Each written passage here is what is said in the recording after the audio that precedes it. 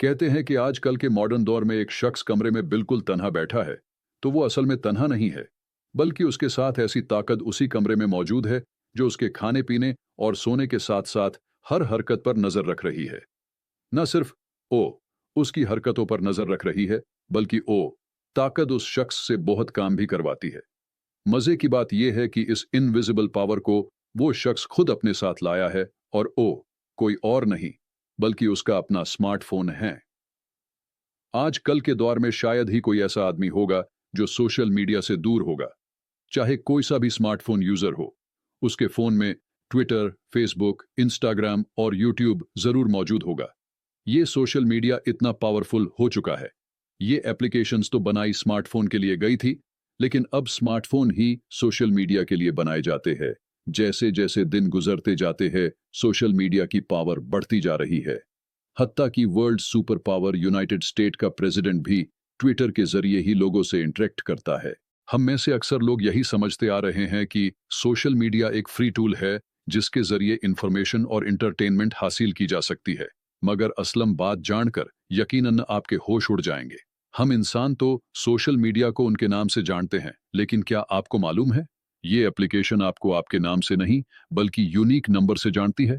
उनके लिए हर एक इंसान की पहचान एक नंबर से रखी गई है, जिसे अक्सर आईडी भी कहा जाता है।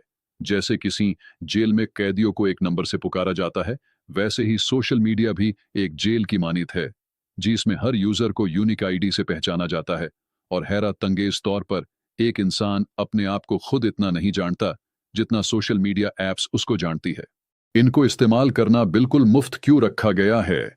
हर यूजर का डेटा कैसे इस्तेमाल किया जा रहा है, और उस डेटा के जरिए कैसे मल्टी मिलियनियर्स डॉलर्स बनाए जा रहे हैं, कैसे सोशल मीडिया के पीछे रोबोट्स इंसान के इमोशंस को इस्तेमाल कर रहे हैं, और कैसे अब ये चीज इतनी ज्यादा आउट ऑफ कंट्रोल हो गई है, अब इनको बनाने वाले इंजीनियर्स भी अब इनको रोक नहीं सकते। ये सब और इससे भी ज्यादा जान सकेंगे आज की इस वीडियो में।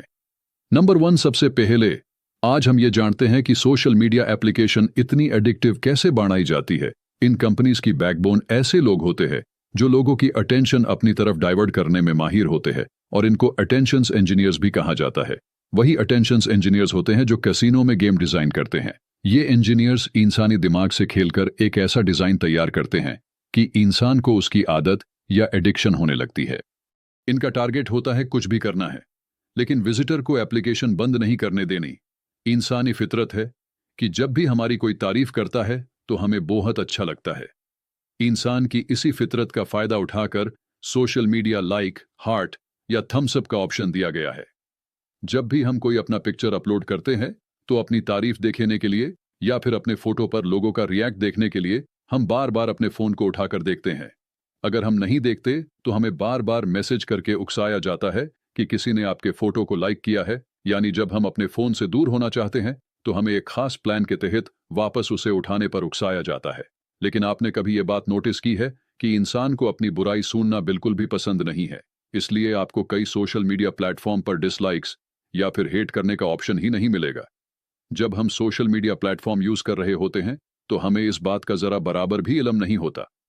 हमें एक प्लान के तहत प्रोग्राम किया जा रहा है, हमारे ना चाहते हुए भी हमें हमारे इंटरेस्ट की वीडियोस, फोटोज और इवेंट्स दिखाए जाते हैं, और ये पूरी कोशिश की जाती है कि हम बस इसको स्क्रॉल करते जाए और बस वीडियो देखते जाए।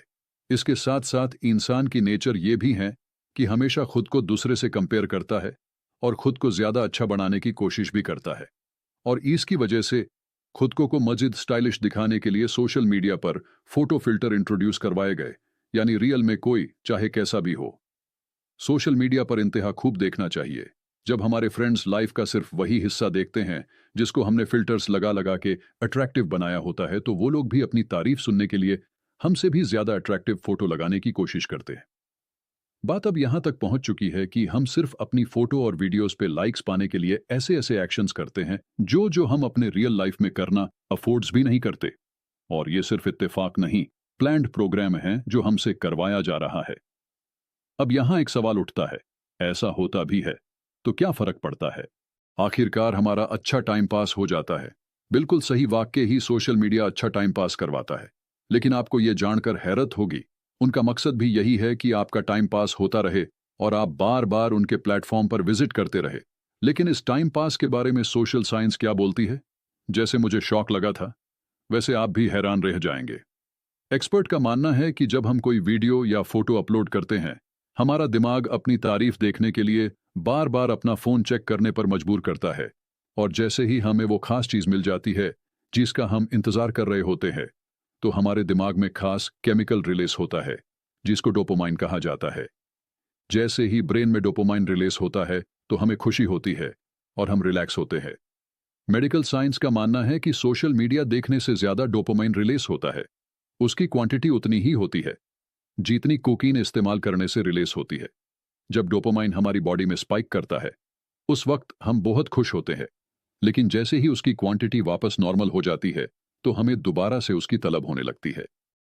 लेकिन दोबारा डोपामाइन मिलने का ट्रिगर हमारे पास नहीं है, बल्कि ये ट्रिगर सोशल मीडिया के पीछे बैठे रोबोट्स के पास होता है।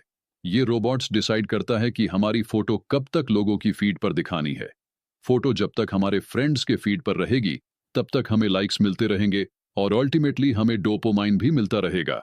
जब हमारी फोटो फ्रेंड्स के फीड से हटाई जाएगी, तो हम वही डोपामाइन हासिल करने के लिए हम नई फोटो नए फिल्टर्स के साथ अपलोड करेंगे और ये सिलसिला ऐसे ही चलता रहेगा। यानी हम ऐसे जेल में बंद हो चुके हैं जिसमें ना ही कोई सलाखें हैं, ना ही कोई ऊंची दीवारें, लेकिन हम करते वही है जो टेक कंपनी हमसे करवाना चाहती है। नंबर 2, लेकिन ये टेक कंपनी ऐसा करती क्यों है? आखिर इनका ये सब करने का मकसद क्या होता है? और सोशल मीडिया की इस्तेमाल करने की ये सारी सर्विस फ्री क्यों होती है? सबसे पहले तो आप ये समझ ले, अगर आप कोई ऐसा प्रोडक्ट्स खरीद रहे हैं जिसकी कोई कीमत ही नहीं है, जान ले कि उधर आप एक खुद प्रोडक्ट हैं, यानी आपको ही बेचा जा रहा है। जी हाँ, सोचिए कि ग्रोसरी स्टोर के बाहर लिखा है गेट फ्री चॉकलेट। आप फ्री चॉकलेट लेने स्टोर में एंटर्ड होते हैं। उनको 2 फायदे होते हैं। जब दूसरे लोग देखेंगे कि स्टोर में सेल लगा हुआ है, तो इंसानी फितरत है कि उनको भी वहां जाने का मन करता है। जितने ज्यादा लोग स्टोर में एंटर्ड होते हैं, उतनी ही ज्यादा स्टोर में सेल्स बढ़ने का चांस होता है।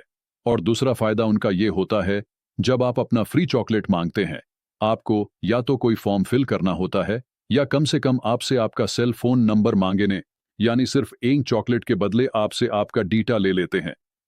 ऐसा ही कुछ होता है सोशल मीडिया प्लेटफॉर्म पर, जहां पर हमसे हमारा सारा डेटा लेकर एंटरटेनमेंट के नाम पर उसकी लत लगाई जाती है।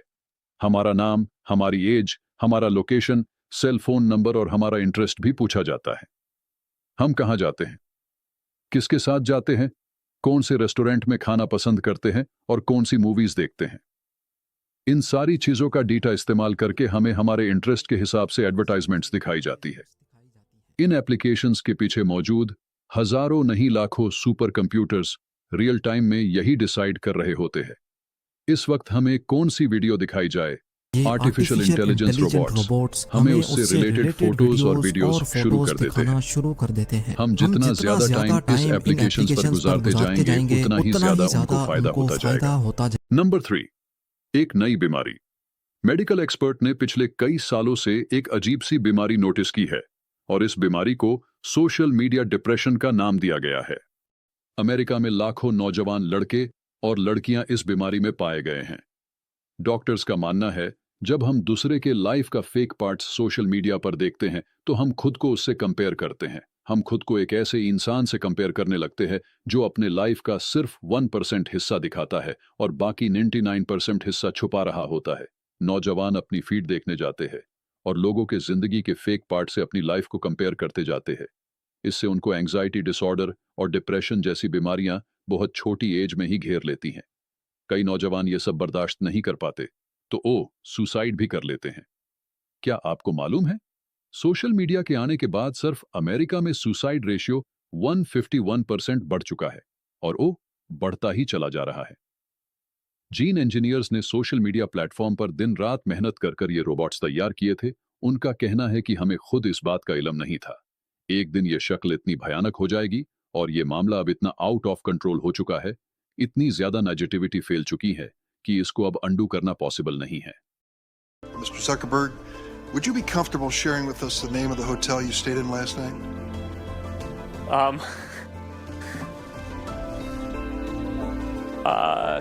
No. If you've messaged anybody this week, would you share with us the names of the people you've messaged? Senator, no, I would probably not choose to do that publicly here. उम्मीद करता हूं कि unique thought की इस video से थोड़ा ही सही फायदा जरूर होगा। मिलते हैं अगली शानदार वीडियो में।